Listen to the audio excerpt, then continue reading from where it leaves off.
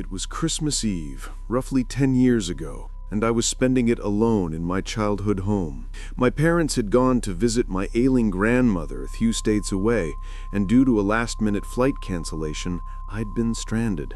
The house was an old Victorian, nestled deep in the woods of rural Vermont. Snow had been falling steadily since morning, blanketing everything in a pristine, unbroken white. It was beautiful, yes, but also incredibly isolating. The silence of the house, broken only by the crackling fire and the occasional groan of the old timbers, had begun to feel oppressive as the hours crept towards midnight. I was wrapped in a blanket, sipping hot cocoa, trying to conjure some semblance of festive cheer by watching a classic Christmas movie. Suddenly, a sound cut through the quiet, distant at first, barely a whisper on the wind. It was singing Christmas carols. My brow furrowed. It was past 11, and we lived far off the main road. No one ever came caroling out here, especially not in a blizzard like this. The singing grew louder, clearer.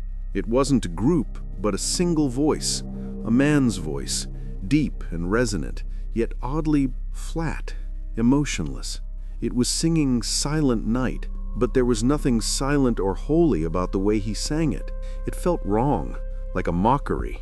My heart began to thump a nervous rhythm against my ribs. I turned off the TV, plunging the living room into near darkness, save for the firelight dancing on the walls. The voice continued, seemingly approaching from the direction of our long, winding driveway. Each note felt drawn out, stretched thin, as if the singer was struggling, or perhaps enjoying the drawn-out torment.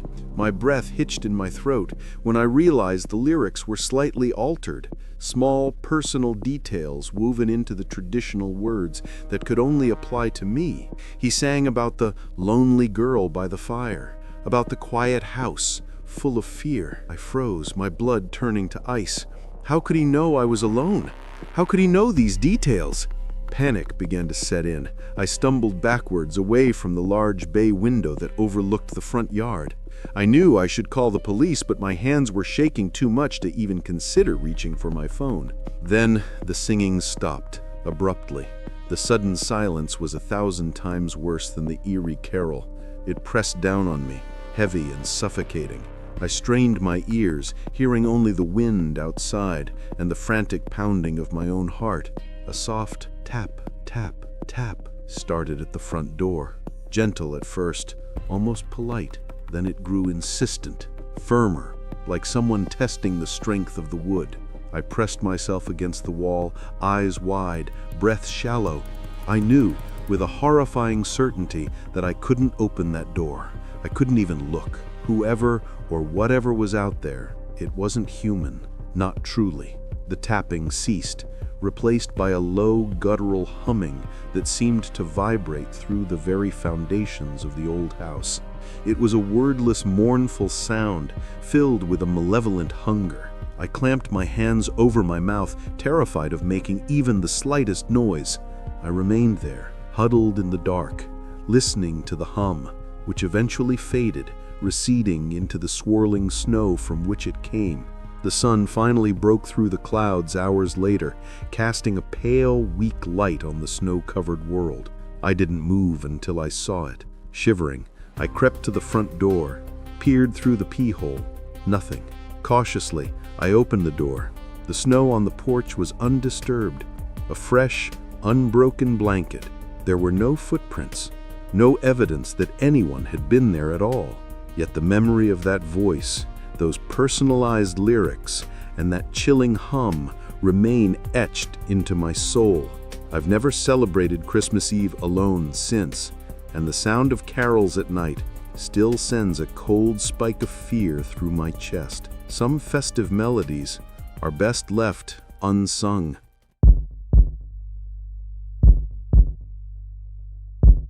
My family, my wife, Lisa, and our 2 young children, Emily and Josh, had always dreamed of a truly white Christmas.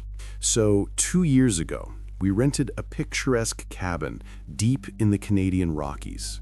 It was stunning, surrounded by towering pines, accessible only by a single winding dirt road, and completely isolated. The nearest town was a good hour's drive away. We arrived a few days before Christmas Eve, eager for a week of snowshoeing, hot chocolate, and uninterrupted family time. The first couple of days were idyllic. Emily and Josh built snowmen, we had snowball fights, and the evenings were spent by a roaring fireplace, reading stories. The cabin felt like a perfect, cozy bubble against the harsh winter world. But slowly, imperceptibly at first, that bubble began to feel porous. The first sign was on the second morning. Fresh snow had fallen overnight, covering our existing tracks.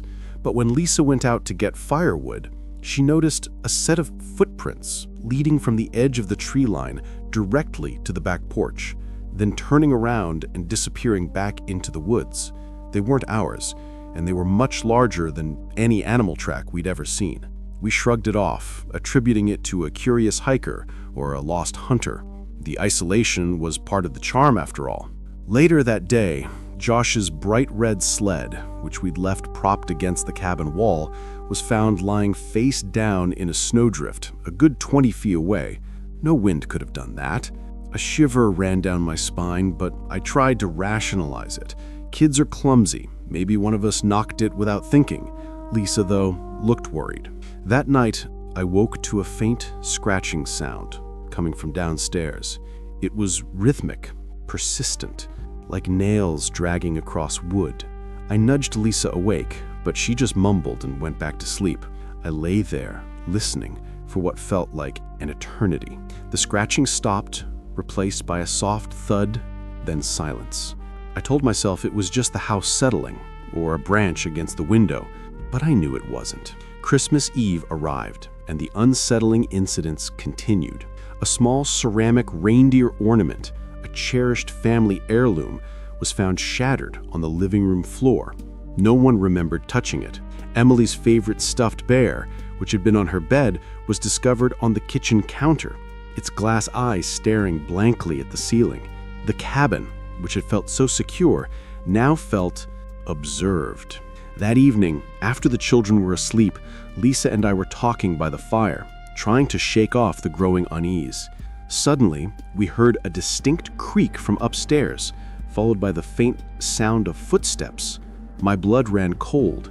The children were asleep. We were alone. "Mark," Lisa whispered, her voice trembling. I grabbed the heavy iron poker beside the fireplace. "Stay here," I commanded, though my own legs felt like jelly. I crept up the stairs, heart pounding against my ribs. Each step creaked in protest, amplifying the silence. The kids' bedroom door was slightly ajar. I pushed it open slowly. Both Emily and Josh were asleep in their beds. But on Josh's bedside table, next to his sleeping form, was a crudely carved wooden figurine. It was a disturbing rendition of a human figure, disproportionate and grotesque, its eyes carved with deep, empty sockets that seemed to bore into me. It definitely wasn't there before, and it definitely wasn't ours. I snatched it up, my fingers recoiling from the cold, rough wood. It felt ancient, malevolent. As I turned to leave, I noticed the window in their room was unlatched, slightly ajar, letting in a thin ribbon of frosty air. Someone had been in their room while they slept. I raced downstairs, the figurine clutched in my hand, and showed it to Lisa, her face drained of all color. We called the police, but they were hours away and couldn't guarantee arrival before morning due to the weather. We spent the rest of the night huddled together, the fireplace poker between us, listening to every creak, every gust of wind. The figurine sat on the coffee table, its empty eyes seeming to follow us. We left the cabin at first light, Christmas presents unopened, the sense of violation overwhelming.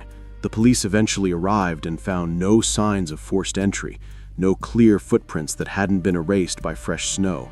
They suggested it was likely an animal, or perhaps a prank, but we knew better. The memory of that wooden doll and the knowledge that someone had been in our children's room watching them sleep during what was supposed to be our perfect Christmas still chills me to the bone. The beauty of those isolated woods now holds only terror for us.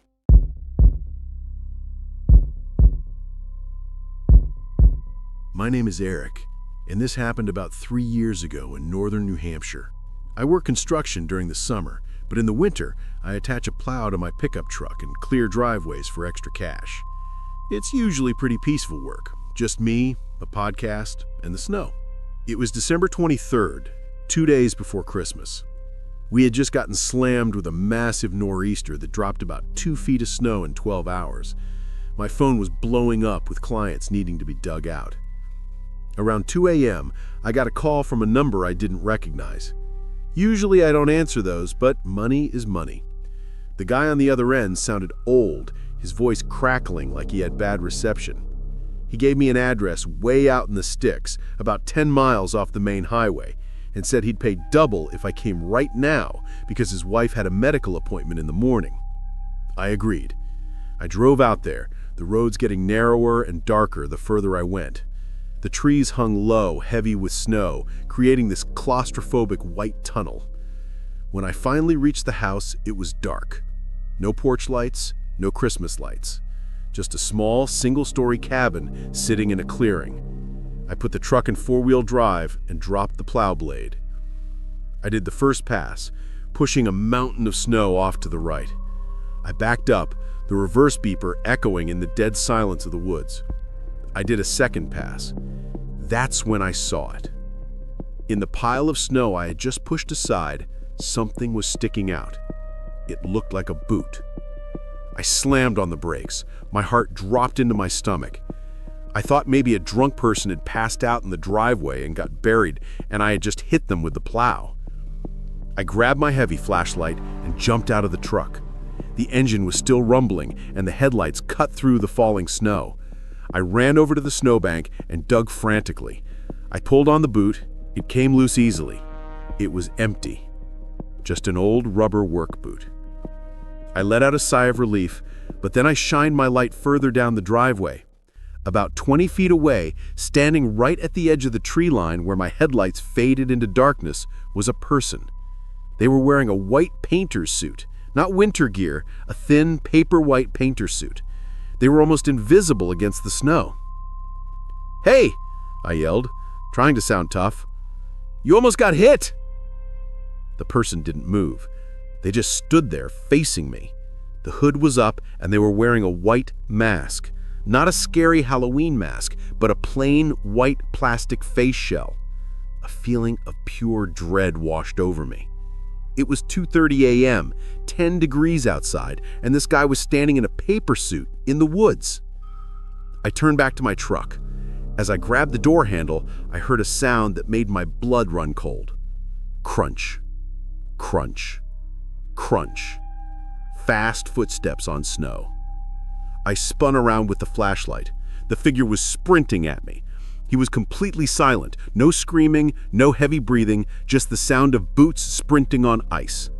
And in his hand, I saw the glint of something metallic, a machete. I didn't think. I dove into the driver's seat and slammed the door. I locked it just as a heavy thud hit the window. The man slammed the hilt of the machete against the glass. I threw the truck into drive, but the plow blade was still down, digging into the earth. The truck lurched, but didn't accelerate fast enough. The man ran to the front of the truck and started hacking at the hydraulic lines of the plow. He was trying to disable the vehicle. I panicked and hit the lever to raise the blade. As the hydraulics whined and the heavy steel blade lifted, it caught him in the shoulder. He flew back into the snow. I floored it. I didn't care about the driveway or the job. I drove blindly down that unplowed road, sliding all over the place, terrified he had a vehicle and would follow me. I called 911 as soon as I hit the main road. The police went out there about an hour later. They found the cabin was abandoned. Nobody had lived there for years. But they found the footsteps. They also found a sleeping bag and a propane heater set up in the crawl space under the house. Whoever called me there didn't have a wife with a medical appointment. They just wanted someone to come out to the middle of nowhere in the middle of the night. I don't plow for strangers anymore.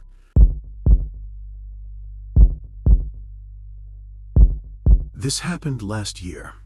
My name is Sarah, and I'm a manager at a clothing store in a large mall in Ohio. If you've ever worked retail, you know Christmas Eve is the absolute worst day of the year. The store is a disaster zone, customers are rude, and you just want to go home. We officially closed at 6 p.m. By 6:30, all the customers were gone and my staff had clocked out. I stayed behind to count the registers and do a final walkthrough. The mall turns off the main corridor music at 7, and it gets eerily quiet. Just the hum of the HVAC and the distant squeak of security guard shoes. I was in the back office counting cash when I heard a thump from the sales floor. I paused. I looked at the security monitor. The store was dark, lit only by the emergency exit signs and the ambient light from the mall hallway. I didn't see anything. I figured a pile of jeans had fallen off a table. It happens. I finished the deposit, grabbed my purse, and walked out onto the sales floor to set the alarm. As I walked past the fitting rooms, I smelled something. It wasn't the usual smell of cardboard and perfume. It smelled like body odor, strong, stale sweat. "Hello?" I called out. "Security?" Silence. I walked toward the front gate. Our gate is one of those metal grates that pulls down from the ceiling. I had lowered it halfway so I could duck under it to leave. As I bent down to grab my keys, I saw movement in the mirror on the wall. Behind me, in the middle of a circular rack of winter coats, a hand slowly reached out and parted the clothes. I froze. A face peered out from between the coats. It was a man. He was gaunt, with wild eyes and a dirty Santa hat on. He was smiling, but it was a tight, predatory smile. He'd been standing inside that circular rack, probably for hours, waiting for me to be alone. He put a finger to his lips. "Shh. Merry Christmas, Sarah." He knew my name. My name tag was on the counter in the back. Adrenaline hit me like a truck. I didn't scream, I just reacted. I dove under the half-closed gate and rolled out into the mall corridor. "Hey!" he screamed, his voice cracking. I heard him running toward the gate. I scrambled to my feet and hit the button on the wall outside to lower the gate the rest of the way. The motor hummed, painfully slow. The man slid under the gate just as it was closing and grabbed my ankle. His grip was like iron. I screamed then. I kicked him in the face with my heel, hard. He let go with a grunt, and I scrambled backward. He was trying to crawl out, but the heavy metal gate was coming down on his back. He yelped and scrambled back into the store to avoid being crushed. Clang. The gate hit the floor and locked. He was trapped inside. I ran to the mall security desk, screaming. The guards called the police immediately. When they opened the store, they found him sitting on the counter, eating a chocolate bar he found in the break room, holding a cutter box. It turned out he had been living in the mall's maintenance corridors for weeks. He had a notebook in his pocket with descriptions of female employees. He had written down what time I took my lunch break and what car I drove. I quit the next day. I haven't stepped foot in a mall.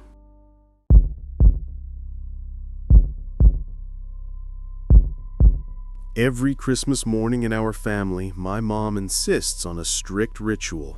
We wake up early, make coffee and hot cocoa, and then gather around the tree to open gifts one by one. It's always been a chaotic, joyful affair. But 3 years ago, something broke that tradition, shattering the festive spirit and leaving behind a lingering shadow of unease. We were about halfway through the gift opening, the living room a cheerful mess of wrapping paper and ribbons, when my younger sister, Chloe, pulled a package from behind the tree. It was wrapped in plain brown paper, tied with rough twine, and had no tag. We assumed it was just one of those mystery gifts relatives sometimes send without a clear sender, or perhaps a secret Santa gift that had been misplaced. My dad, ever the joker, declared it the cursed fruitcake and encouraged Chloe to open it. Chloe, with a giggle, tore into the paper. Inside wasn't a fruitcake, but a small wooden doll. It was crudely carved, perhaps 6 inches tall, with disproportionate limbs and a slightly oversized head. Its face was blank, no mouth or nose, but its eyes were two tiny obsidian beads set too close together that seemed to stare with an unnerving intensity. It wasn't cute, it was unsettling, the kind of thing you'd find in a dusty antique shop and immediately put back. "Oh," Chloe said, her smile faltering, "it's unique." My mom, always trying to be polite, managed a forced laugh. "It certainly is, honey. Maybe Aunt Carol's new hobby?" We all tried to make light of it, but an unspoken chill had settled over the room. The doll sat there, on the pile of crumpled wrapping paper, its black eyes seeming to follow us as we continued opening gifts. The real strangeness began almost immediately. Later that day, my mom's antique porcelain angel, a centerpiece of her Christmas decorations for decades, mysteriously fell from the mantelpiece and shattered. A freak accident, she said, but it had been secure. Then, the next day, my dad's brand new smartphone, a Christmas gift he'd been ecstatic about, inexplicably stopped working, completely bricked. Two expensive, unfortunate occurrences, all within 24 hours of the doll's arrival. The doll, which Chloe had tried to place on her dresser, kept reappearing in odd places. First, it was on the kitchen counter, then sitting on the edge of the bathtub. One morning, I found it staring up at me from my own pillow. It became a morbid game, this Where's Waldo with a demonic twist. No one admitted to moving it, and we started locking doors to individual rooms, but still, it would turn up. My parents, who were initially dismissive, started to get genuinely unnerved. My mom suggested we get rid of it. Chloe, surprisingly, was resistant. She said she felt sorry for it, like it was lost and needed a home. It was an argument, one of the first truly heated ones we'd had that Christmas. After a particularly bad week where our car broke down, my mom lost her wallet, and Chloe developed an inexplicable, persistent cough, my dad took matters into his own hands. He drove the doll far out into the woods, intending to bury it. He dug a deep hole, tossed the doll in, and covered it with dirt and rocks. He came home feeling relieved, almost triumphant. But the next morning, as we came down for breakfast, there it was, sitting on the kitchen table, right in the center, amidst the untouched fruit bowl. Its obsidian eyes seemed to gleam in the morning light. My dad's face went white. We knew then, this wasn't just an unwanted gift. It was something else entirely. We tried burning it in the fireplace. The wood wouldn't catch fire.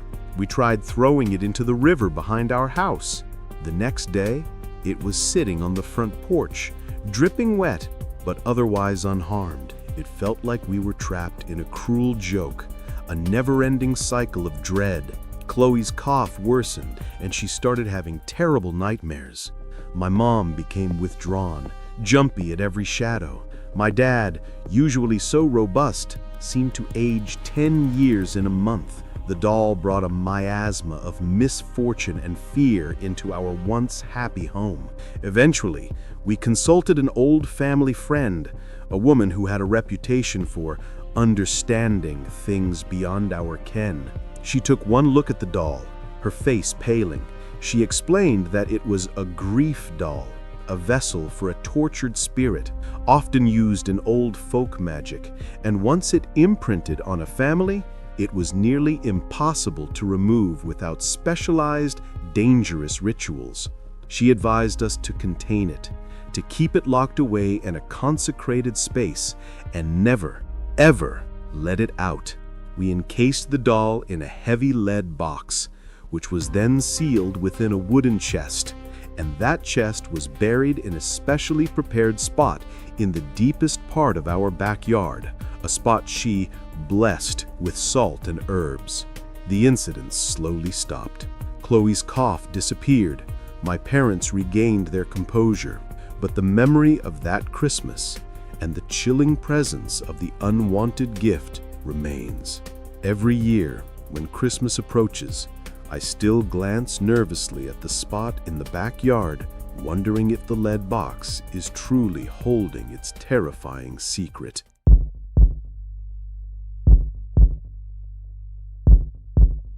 My job as a security guard was usually mundane. Long, quiet nights, mostly spent patrolling empty office buildings, checking doors, and making sure no one was secretly trying to use the executive boardroom for a slumber party. But Christmas Eve, 3 years ago, was different. I was assigned to the old Sterling & Sons building downtown, a massive 20-story structure that was usually bustling but would be completely deserted for the holiday. I actually didn't mind working holidays.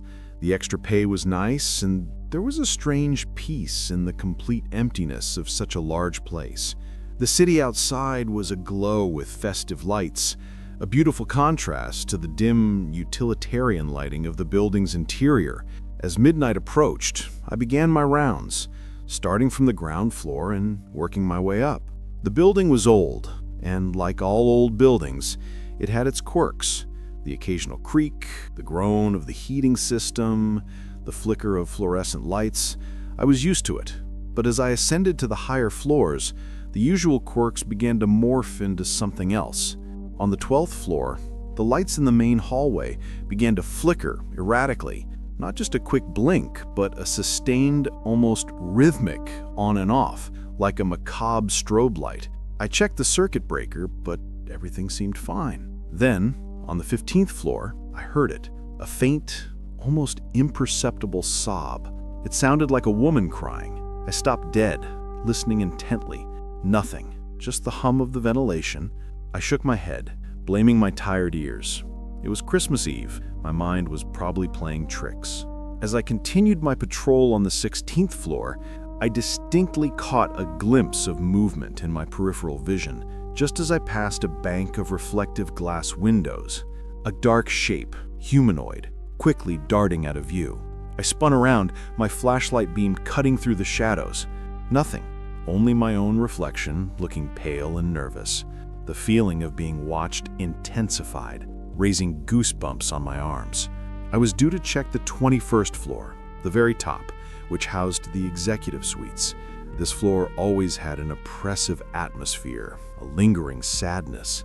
Years ago, I'd heard whispers about a young secretary who had tragically died there on Christmas Eve, falling from a window during the office Christmas party. The official ruling was an accidental fall, but rumors of a broken heart and something more sinister persisted. As I stepped off the elevator onto the 21st floor, an icy blast of wind hit me, despite all the windows being closed. The air felt heavy, thick with sorrow. The flickering lights from the 12th floor seemed to resonate up here, casting dancing shadows. Then I heard it again, much clearer this time. A woman sobbing, right down the hall. Not faint, but raw, choked with despair. My heart hammered against my ribs. I knew what I was hearing. It wasn't the building. It wasn't my imagination. I gripped my flashlight, my knuckles white, and slowly, cautiously, I moved towards the sound.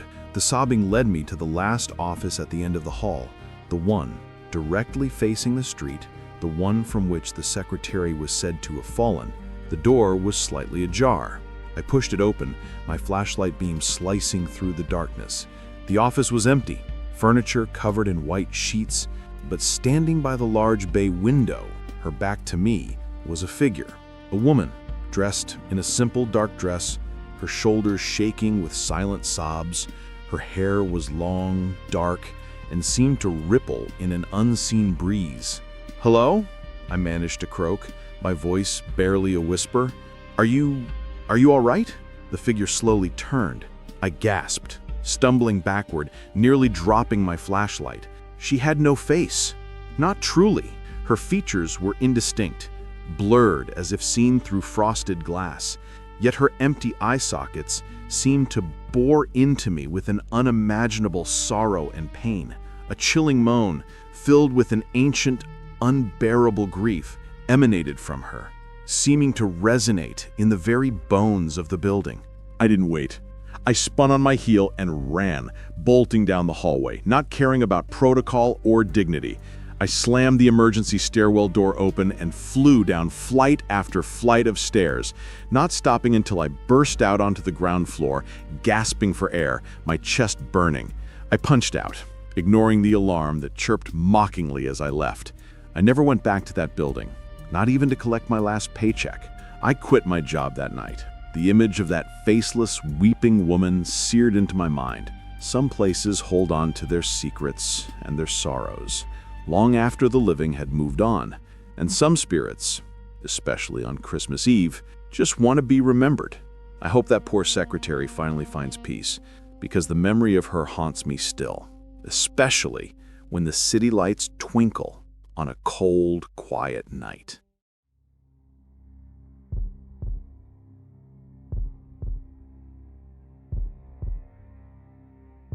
I was 19 years old at the time, working a seasonal retail job at a large mall in Ohio to make some extra cash during my college winter break.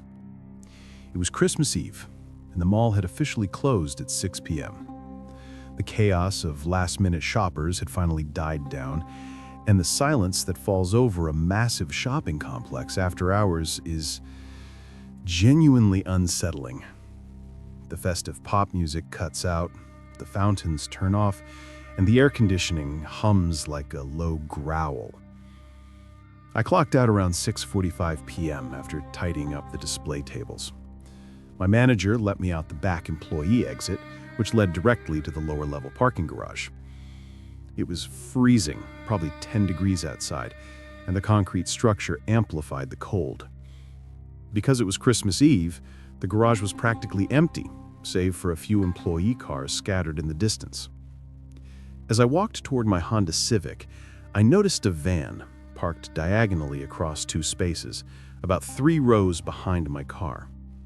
It was an old, rusted Ford Econoline, beat up with mud caked over the license plate.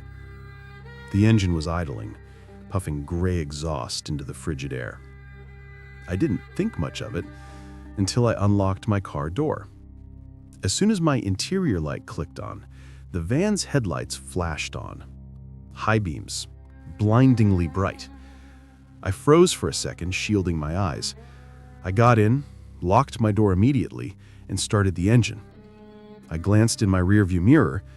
The van didn't move. I pulled out of the spot and started driving toward the exit ramp. As I turned the corner, the van screeched out of its spot and began following me. I tried to rationalize it.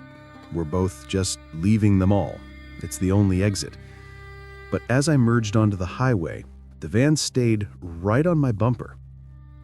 I was going 65 in a 55, and this guy was inches from my trunk. I couldn't see the driver because of the glare, but the aggression was palpable. I decided to take an early exit, a detour through a residential neighborhood that would add 10 minutes to my drive, but hopefully shake him. I took the exit fast. The van followed. I weaved through the suburban streets of Dublin, Ohio, wending through cul-de-sacs and side roads. The van mimicked every turn. My heart was hammering against my ribs. I grabbed my phone to call 911, but realized my battery was dead from a long shift of listening to podcasts. I made a frantic left turn onto a street I knew ended in a T intersection. I gunned it, trying to put distance between us. When I reached the stop sign at the end, I killed my headlights and turned right, pulling immediately into a dark driveway of a house that looked empty, hoping he would speed past. I ducked down in the driver's seat. Seconds later, the van roared past. I let out a breath I didn't know I was holding. I waited about 2 minutes in the silence, watching the snow fall lightly on my windshield. Then I saw reverse lights. The van was backing up down the street. It stopped right in front of the driveway I was hiding in. He knew. The side door of the van slid open with a heavy metallic grind. A man stepped out. He was wearing a dirty, disheveled Santa Claus suit. The beard wasn't a prop. It was real, matted and yellowing. He held something in his hand. A tire iron. He started walking slowly up the driveway toward my car. He wasn't rushing. He was smiling. I panicked. I slammed the car into reverse, tires spinning on the icy pavement, and shot backward out of the driveway, narrowly missing his van. I spun the wheel, threw it into drive, and floored it. In my rearview mirror, I saw him standing in the middle of the road, just watching me go. He didn't get back in the van to chase me. He just stood there in the snow, that red suit looking like a bloodstain against the white backdrop. I drove straight to the police station. They patrolled the area, but found no trace of the van. I quit that retail job the next day. To this day, whenever I see a mall Santa, I don't feel holiday cheer. I just remember the rust on that tire iron.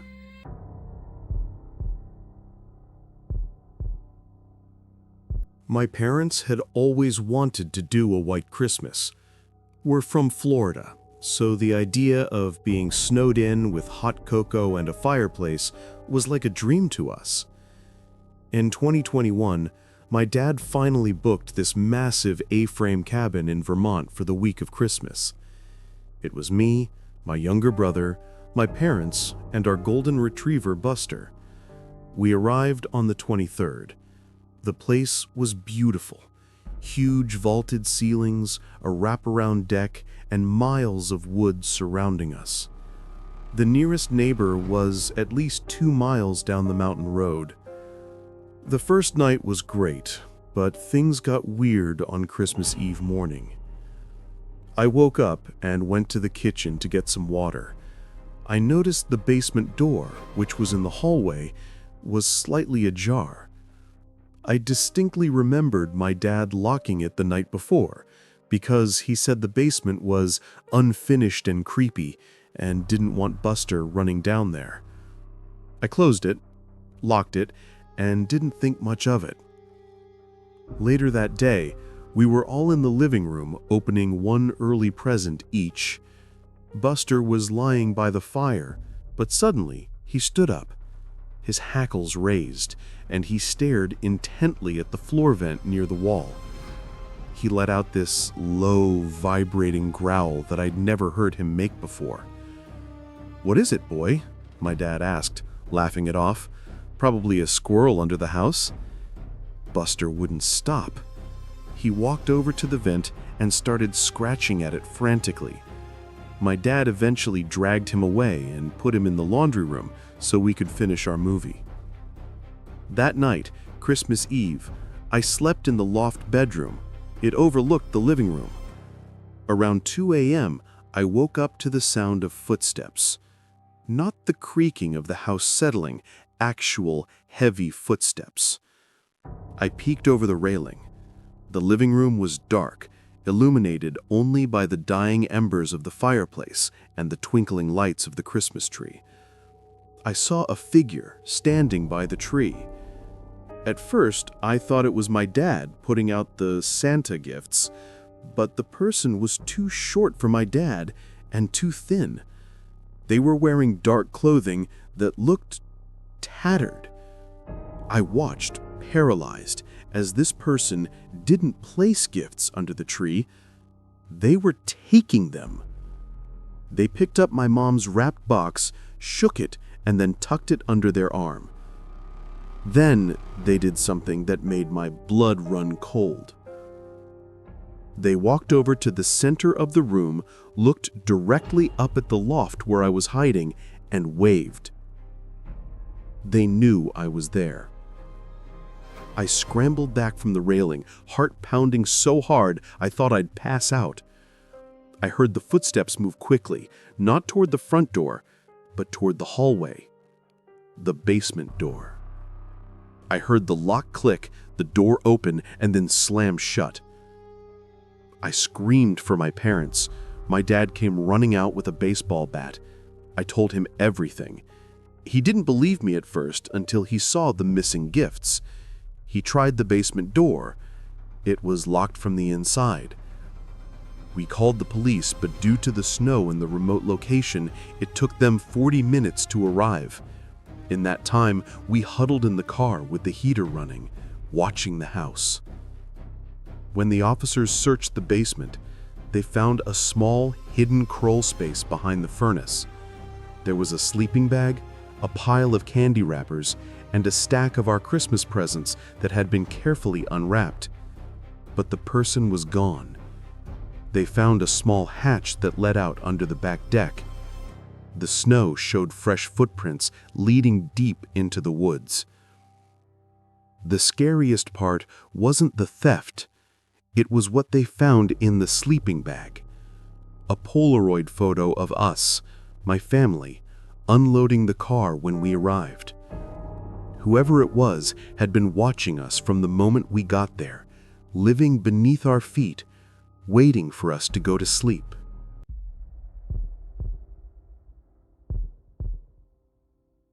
I grew up in a suburb of Minneapolis, where heavy snow was just a fact of life. This happened when I was about 12. Our house backed up to a small, wooded area. Not a deep forest, but a thicket of trees that separated our neighborhood from the next one. It was December 23rd. A massive blizzard had just dumped 2 feet of snow on us. School was out, so I spent the entire day playing video games in the living room. My dad was at work, and my mom was in the kitchen baking cookies for the neighbors. Around 4 p.m., the sun started to set. I went to the sliding glass back door to close the curtains. That's when I saw it. There was a snowman standing in the middle of our backyard, about 50 feet from the house. It wasn't a cartoonish, happy snowman. It was crude. Just 3 lumpy snowballs stacked on top of each other. No scarf, no hat, but it had sticks for arms, and they were incredibly long, like abnormally long branches that dragged on the ground. And for a face, whoever built it had used charcoal, but they had carved the eyes deep, making them look like hollow, black sockets. I yelled to my mom, "Hey, did Dad come home early and build a snowman?" She walked in, wiping flour from her hands. "No, he's still at the office. Maybe the neighbor kids did it?" We shrugged it off. It was just a snowman. I went back to gaming. About an hour later, I went to the kitchen to grab a soda. I glanced out the glass door again. My stomach dropped. The snowman was closer. It wasn't in the middle of the yard anymore. It was now about 20 feet away, right next to the old swing set. I stared at it, trying to process.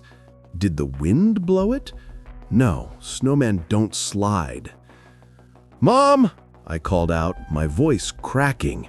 She came in, annoyed. "What?" "The snowman moved!" She looked. "Honey, it's in the same spot. You're just imagining things. Stop trying to scare me." She closed the curtains definitively and went back to cooking.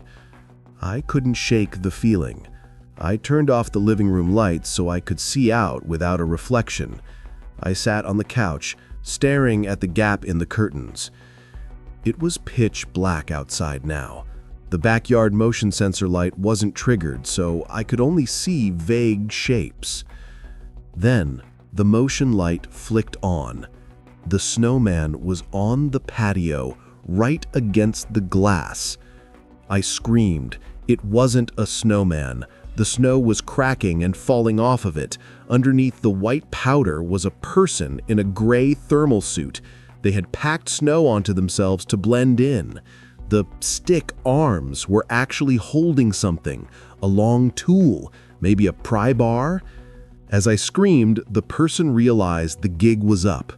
They didn't run. They smashed the pry bar against the glass door. Crack! The safety glass shattered into a spider web but didn't fall.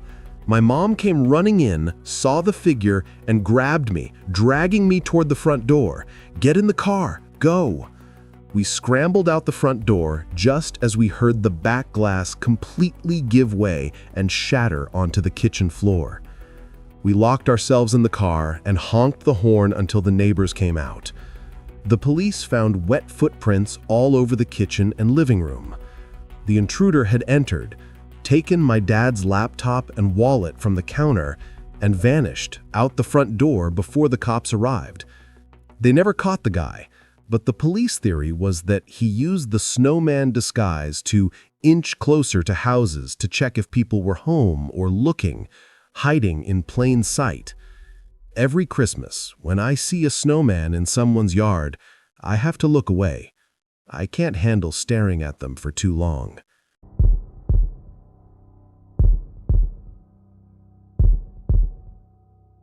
Tonight we delve into the darker side of the holiday season. Christmas Eve, for most, is a time of joy, but for others, it can be a time of profound isolation, where the silence of a winter night can echo with something far more sinister than sleigh bells. Tonight, we have one such tale, a true story submitted by Alex, who found themselves alone, far from home, on a Christmas Eve that would haunt them for years. Alex worked at a small motel and gas station off a desolate highway. It was one of those places that saw more truckers than vacationers. That year, Alex drew the short straw, working overnight on Christmas Eve. The owner, Frank, apologized. Everyone else had family. Alex, new to the area, hadn't minded much at first. Boy, were they wrong. Snow started falling around sundown. Thick flakes quickly blanketed the highway. By 9 p.m., the world outside was a silent, white expanse. Only the hum of the refrigerator and the occasional crackle of Frank's two-way radio broke the silence. Alex had served the few customers. By 10, it was just Alex and the falling snow. The motel office connected to the mini-mart. Around 11 p.m., the first odd thing happened. Lights flickered throughout the building.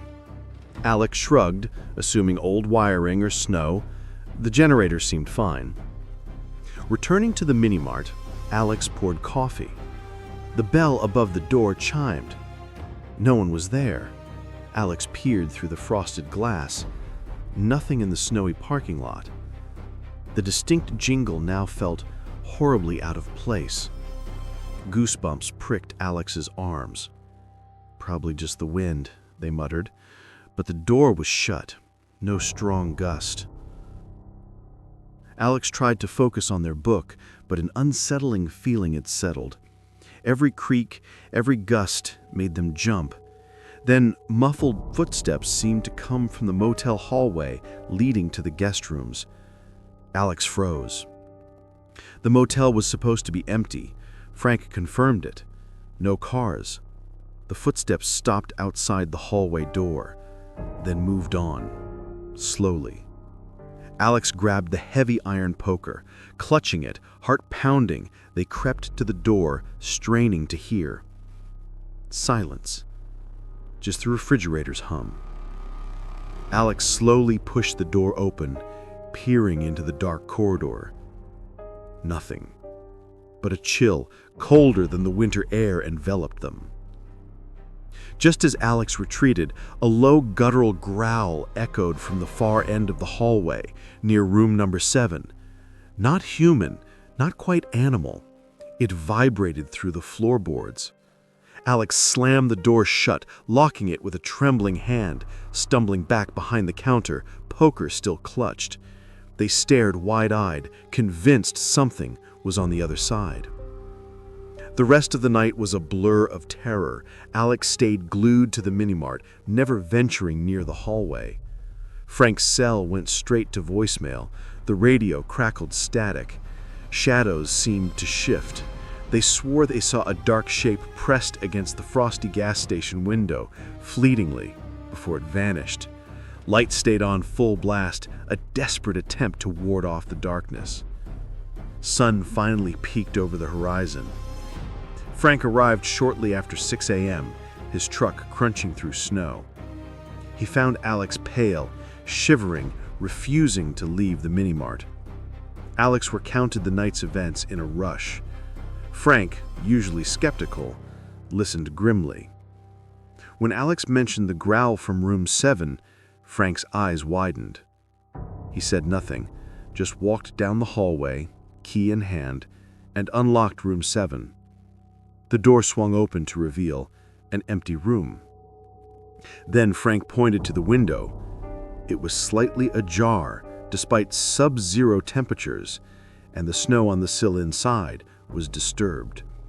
Faint, unidentifiable drag marks led from that window towards the thick woods behind the motel. Alex never worked another Christmas Eve shift. Frank sold the motel a few months later, citing retirement. To this day, Alex doesn't know what was in room 7 that Christmas Eve. But they know one thing. Some things are better left unexplained, especially when the world is silent and covered in fresh, white snow. And some Christmas traditions are better broken.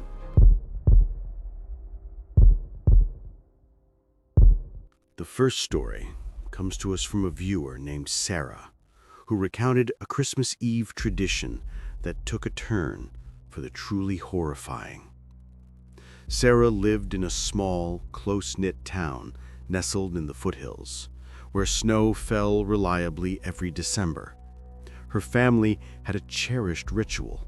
On Christmas Eve after dinner, they would drive out to a particular clearing deep in the woods, just beyond the town limits, to hang homemade ornaments on a specific, towering pine tree. It was a beautiful, slightly quirky tradition, a way to connect with nature and the spirit of the season away from the commercial hustle. Every year, without fail, they'd bundle up, pack a thermos of hot chocolate, and make the short drive. This particular Christmas Eve, Sarah was 16. Her younger brother, 10-year-old Jake, was beside himself with excitement, bouncing in the back seat. Their parents, always stoic but clearly enjoying the simple joy, drove the old family SUV. The snow had been falling steadily all day, blanketing the winding, unpaved road that led to their special tree. As they drove deeper into the woods, the silence grew, broken only by the crunch of tires on fresh snow and the gentle hum of the engine. The bare branches of the surrounding trees seemed heavy with white, seemed to reach out like skeletal fingers against the darkening twilight sky. They found their tree, a magnificent pine standing solitary in the clearing, its branches already laden with years of family memories. As they began to hang their new ornaments, a painted wooden snowman, a glittering star, a clay reindeer, a strange feeling began to settle over Sarah. The air, usually crisp and invigorating, felt heavy, almost suffocating. A profound stillness had descended. Even the chirping of unseen insects that sometimes persisted in the cold was absent. It was the kind of silence that felt like a scream waiting to happen. Jake, usually boisterous, was unusually quiet, his eyes wide as he looked around. "Mom, Dad," he whispered, his voice barely audible above the soft swish of snow from an overloaded branch. "Do you hear that?" Their parents paused, listening. Sarah listened too, straining her ears. At first, nothing. Then, a faint, rhythmic thumping sound, barely perceptible, seemed to vibrate through the soles of her boots. It wasn't the sound of an animal, nor the wind. It was too regular, too deliberate. "It's probably just the snow settling, honey," her dad said, trying to sound reassuring, but his gaze darted uneasily into the deepening shadows between the trees. The thumping grew louder, closer. It sounded like something heavy, dragging itself, or perhaps being dragged across the frozen ground. And then a new sound joined it, a low, guttural growl that seemed to emanate from everywhere and nowhere at once. It wasn't an animal's growl. It was too deep, too malevolent, filled with a primal hunger that sent a shiver of pure terror down Sarah's spine. Her mom, ever the protector, quickly gathered Jake close. "Okay, everyone, let's just finish up quickly and head back to the car," she said, her voice tight with a fear she was trying to mask. But it was too late. From the dense cluster of pines on the far side of the clearing, a figure emerged. It wasn't human. It was tall, impossibly thin, its limbs elongated and twisted at unnatural angles. Its skin, if it had any, was a mottled gray-brown, covered in what looked like desiccated moss or decaying bark. But the most horrifying thing was its head, a grotesque parody of a deer skull, with jagged, broken antlers that seemed to glow faintly in the gloom, and two dark, empty sockets where eyes should be. A thin, wet, black tongue flickered from where a mouth would be, tasting the air. It moved with a horrifying, jerky gait, each step accompanied by the thumping sound they had heard earlier. In one of its elongated, clawed hands, it clutched something. As it drew closer, Sarah's blood ran cold. It was a small, tattered red stocking, like one you'd hang by a fireplace, and tied to the top of it, with a piece of twine, was a child's tooth. The creature stopped at the edge of the clearing, its skull face tilted as if studying them. The growl intensified, a vibrating rumble that seemed to shake the very snow from the branches. Sarah's dad, with a burst of courage, grabbed her and Jake, shoving them towards the car. "Run! Get in the car!" he roared, his voice cracking with fear. Her mom was already fumbling with the car keys, her hands shaking so violently she could barely insert them into the lock. As they scrambled into the SUV, Sarah risked a glance back. The creature had taken a step forward, its head still tilted, its empty eye sockets fixed on them. It wasn't running, it wasn't charging. It was simply advancing with an agonizing slowness that was far more terrifying than any sprint. The engine roared to life, and her dad slammed the SUV into reverse, spinning the tires in the snow. As they tore out of the clearing, Sarah looked back again, pressing her face against the cold glass. The last thing she saw, before the trees swallowed it from view, was the creature standing exactly where they had been, beneath their special Christmas tree.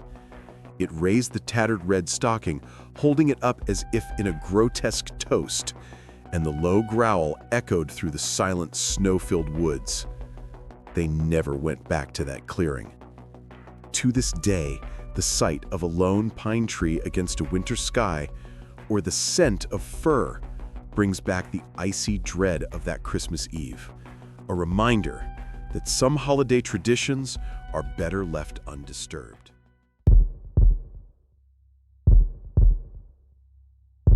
Our next story comes from Michael, who experienced something truly unsettling during a holiday visit to his estranged aunt's remote cabin. Michael had always found his Aunt Beatrice a bit peculiar. She lived in isolation, deep in the Appalachian Mountains, in a cabin that had been in their family for generations. It was a place steeped in local folklore and whispered legends, none of which Michael had ever taken seriously. But when his mother insisted he visit Beatrice for Christmas, hoping to mend old family rifts, he reluctantly agreed. It was supposed to be a quiet, reflective holiday. He arrived on Christmas Eve, the winding, unmaintained road to the cabin barely passable due to recent heavy snowfall. The cabin itself was old, weathered wood, dark against the pristine white landscape. A single, weak light glowed from a window. Aunt Beatrice, frail and wiry, greeted him with a surprisingly warm hug. The cabin inside was cozy, if a little cluttered, filled with antique furniture and the scent of wood smoke and dried herbs.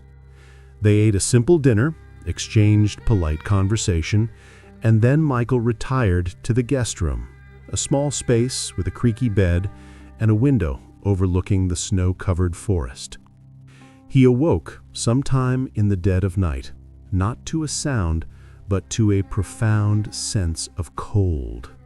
Despite the roaring fire in the main hearth, his room felt like an icebox.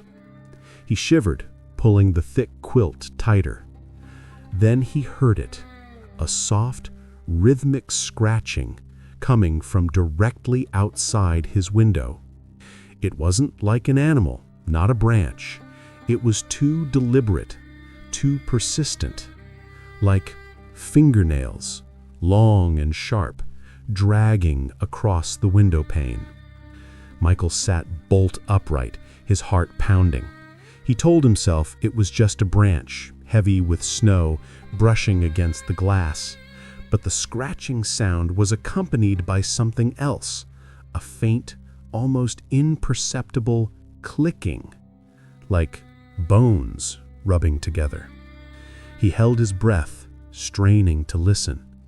The scratching continued, moving slowly from one side of the window to the other, then back again. It felt like something was testing the window, trying to find a way in. He wanted to get up, to look, but a paralyzing fear rooted him to the spot.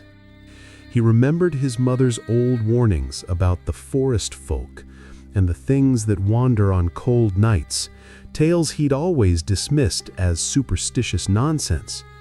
Now, in the suffocating darkness of the remote cabin, those old stories felt terrifyingly real. The scratching stopped, replaced by an even more unsettling silence. Michael counted to 10, then 20, his breath catching in his throat. Nothing. He slowly began to relax, convincing himself it was his imagination, fueled by the isolation and the old cabin's atmosphere. Then, a low, guttural moan echoed from directly outside the window. It wasn't human, yet it held a distinct note of agony and hunger. It was long, drawn out, and filled with a despair that sent ice through Michael's veins. He clamped his hands over his mouth to stifle a cry. What was out there? The moan died down, replaced by a series of soft, ragged breaths, almost like wheezing. He heard a faint thud from the living room, then his aunt's voice, hushed and urgent. "Go away, you old wretch. There's nothing for you here tonight." Her voice was laced with a fear Michael had never heard from her before. Then, the distinct sound of something being dragged across the wooden floor. Michael heard his aunt mutter something under her breath, a phrase he couldn't quite make out, but it sounded ancient, like a chant or a prayer.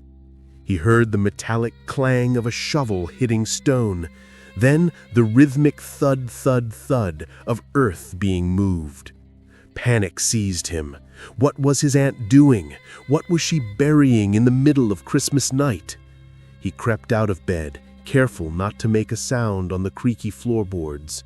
He peered through the crack in his bedroom door, his heart hammering against his ribs. The living room was dim, lit only by the dying embers in the fireplace, casting long, dancing shadows. Aunt Beatrice was nowhere to be seen, but the front door was slightly ajar, letting in a bitter gust of wind that made the curtains billow. Driven by a morbid curiosity and a growing terror, Michael crept to the door and peered outside. The snow had started falling again, thick, heavy flakes swirling in the beam of Aunt Beatrice's flashlight. She was standing a few yards from the cabin, near a small, ancient-looking shed, shoveling vigorously at the freshly fallen snow, clearing a patch of ground. As he watched, she plunged the shovel into the earth, but it wasn't earth. It was a mound of frozen, disturbed soil that looked like it had been freshly dug up, and sticking out from the top of the mound, half buried, was a gnarled, skeletal hand. Michael gasped, a strangled sound that caught in his throat. Aunt Beatrice froze, then slowly turned her head. Her face, illuminated by the bobbing flashlight, was pale and gaunt, her eyes wide with a desperate fear. "Michael," she whispered, her voice a ragged gasp. "Go away inside. Don't look." But it was too late. As the light shifted, Michael saw more. The hand was attached to a thin, emaciated arm, draped in what looked like rotting remnants of old fabric. And next to the grave, partially obscured by a fresh flurry of snow, were a pair of old, tarnished jingle bells lying on the ground. Not the cheerful kind, but the heavy, dull kind that belonged to some forgotten, macabre tradition. Suddenly, the guttural moan from earlier returned, closer now, emanating from somewhere within the disturbed mound of earth. The skeletal hand twitched. Aunt Beatrice let out a small whimper, then, with surprising speed for her age, began frantically shoveling the disturbed earth back over the visible hand, burying it again. She was burying something alive, or perhaps something that refused to stay buried. Michael didn't wait. He stumbled backward, slamming the door shut, locking it with shaking hands. He spent the rest of Christmas Eve huddled in his room, listening to the muffled thuds and scrapes from outside, and the increasingly frantic sounds of his aunt working in the freezing cold. He left at dawn on Christmas Day without a word, never looking back. He never spoke to his Aunt Beatrice again, and to this day, the sound of jingle bells, especially dull, metallic ones, fills him with an unspeakable dread.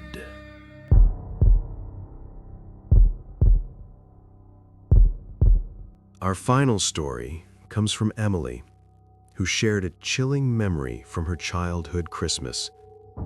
Emily was 8 years old, and Christmas was her absolute favorite time of year. Her family lived in a quaint old Victorian house, famous in their small town for its elaborate holiday decorations. Every year, her dad would string hundreds of lights, her mom would bake dozens of cookies, and their home would transform into a winter wonderland. This particular Christmas, Emily was more excited than usual. Her dad had bought a massive, real Christmas tree, so tall it almost scraped the ceiling. It took days to decorate, and the scent of pine filled every room. On Christmas Eve, after they had finished decorating, the family sat around the fireplace, sipping hot chocolate and telling stories. Emily eventually fell asleep on the rug, dreaming of Santa Claus and presents. She awoke suddenly, sometime in the middle of the night, to an overwhelming sense of cold, a cold that felt unnatural and piercing, as if it were seeping into her very bones. The living room, usually so warm and inviting, was now bathed in an eerie, pale moonlight filtering through the tall windows.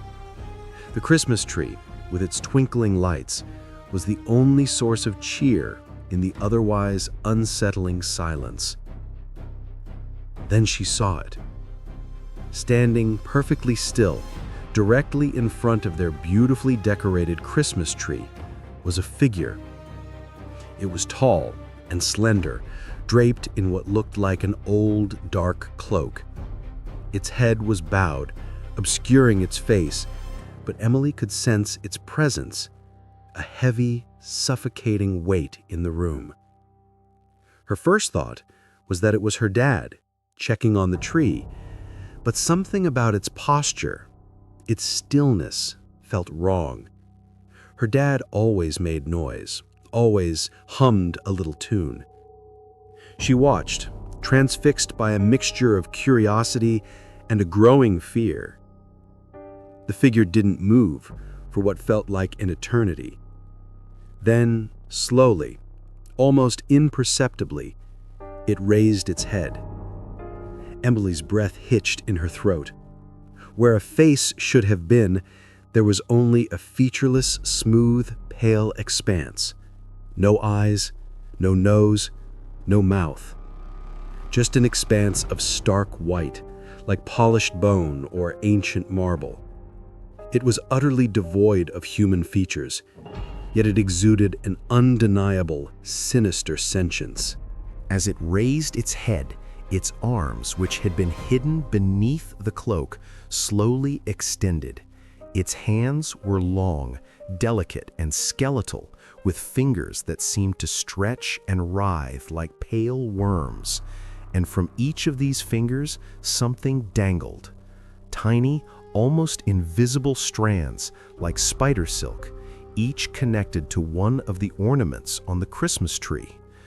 Emily watched in horror as the figure's fingers twitched, and with each twitch, a tiny, glowing spark would arc down the invisible strand and settle onto an ornament. As the sparks touched the ornaments, they would briefly glow with an unnatural, sickly green light, and then, for a split second, Emily could have sworn she heard faint, tormented whispers emanating from within them, like tiny, trapped voices screaming. She wanted to scream, to run, to wake her parents, but she was frozen, unable to move, unable to make a sound. The creature continued its grotesque ritual, slowly moving its long, bony fingers, plucking at the invisible threads, charging each ornament with its strange green energy. The air in the room grew colder, thick with a metallic tang, like old blood and ozone. The whispers from the ornaments grew slightly louder, a cacophony of tiny, barely audible laments. Then the creature turned its featureless face towards her. Emily felt a wave of pure, absolute terror wash over her. It wasn't just looking, it was seeing. It was perceiving her, acknowledging her presence with a terrifying, silent awareness. She could feel its gaze, a hollow, penetrating sensation that seemed to strip away her very soul. She squeezed her eyes shut, wishing she could disappear, wishing it was all a terrible dream. When she finally dared to open her eyes again, the figure was gone. The living room was quiet, the moonlight still streaming through the windows, the Christmas tree still twinkling with its festive lights. But the cold remained, and a faint, acrid smell lingered in the air. She never told her parents what she saw. Who would believe her? Every Christmas after that, decorating the tree filled her with a profound, unshakable dread. She would always feel the eyes on her, the invisible strands, the faint whispers that only she could hear.